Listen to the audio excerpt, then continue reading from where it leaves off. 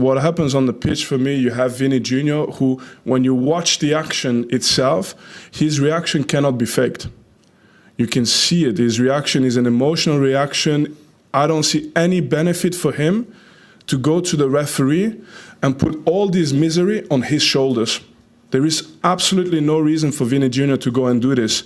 And he does it, and when he does it, I think in his mind, he's doing it more because it's the right thing to do. So he goes and does it, and next to him you have Kylian Mbappe, who normally always stays quite diplomatic and on every side, and Kylian Mbappe is really clear about what he heard and what he saw, and is even more clear after the game. You have a player who's complaining, you have a player who says he didn't do it, and then for me, even worse, so after the game, you have the leader of an organization, José Mourinho, who uses basically, who attacks the character of Vinicius Jr. by bringing in the type of celebration to discredit what Vinicius is doing in this moment.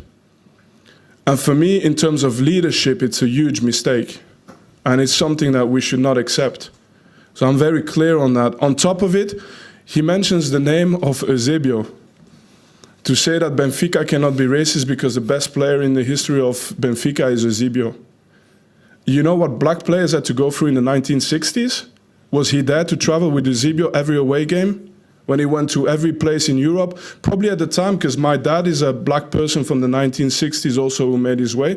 Probably at the time, the only option they had is to be quiet and to say nothing and to be above it and to be 10 times better, to get a little bit of credit and people say, actually, he's good. That's Eusebio's life, probably. And today to use his name to make a point about Vini Jr., who's actually finally in a situation where he can say something about it. There's a lot of players who play in different leagues still in Europe who don't have a voice. There's players today in Hungary, in Bulgaria, in Serbia. If something happens to them and they are black players, they have zero chance to have any kind of support. Vini Jr. at least is in a situation where a lot of people have made it possible for him to take this moment and to protest in this moment. If it is true that the player from Benfica said something as bad as what he said, I would love a situation where there's still a room where somebody can apologize and say, I'm sorry, I made a mistake. And this has an impact on the sentence as well. So the sentence should be A or B, but if you admit that you've made a mistake, there should be an opportunity as well to say that, hey, nobody's perfect. This is also a good step, you know? But we are taking away all these options because we are creating left or right and black and white, and you have to be on one side or on the other side. And actually the one thing you can't do is punish someone unfairly. And the one thing you can't do is dismiss a person and attack the character of a person who's complaining about something he experienced and something that must be very painful to that person.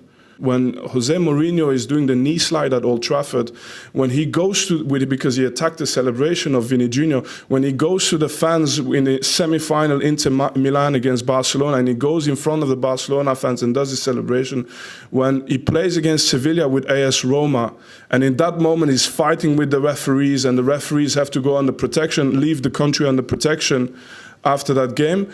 In that moment, if someone was racist to Mourinho, I would have hoped that all of us would say, stop, it doesn't matter his celebration. Let's listen to what he has to say. And let's defend some simple things, some core things.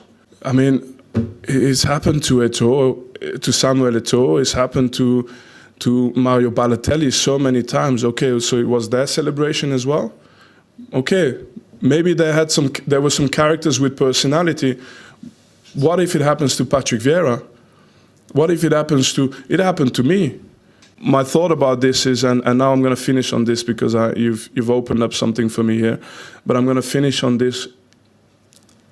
In the end, I'm not saying go left and kill or go right and kill. That's not what I'm saying. Deep down, I know I've met 100 people who worked with José Mourinho. I've never heard a person say anything bad about Jose. All the players who played with him, they love him. So I understand the person he is. I understand he's fighting for his team, he's fighting for his club, and he's made that decision. And you cannot be a bad person and have all the ex-players you've had talk so positively about you. So I know he's a good person. I don't need to judge him as a person, but I know what I've heard. So, and I understand maybe what he's done, but he's made a mistake. And it's something that hopefully in the future won't happen like this again, and that we can move forward and grow and hopefully yeah, I mean, look at the things that we can do together rather than the things that always constantly separate us. Yeah. You have touched very. Okay. Thank you very much. Yeah. So thank you. Danke, Vinny. Okay. Bis morgen.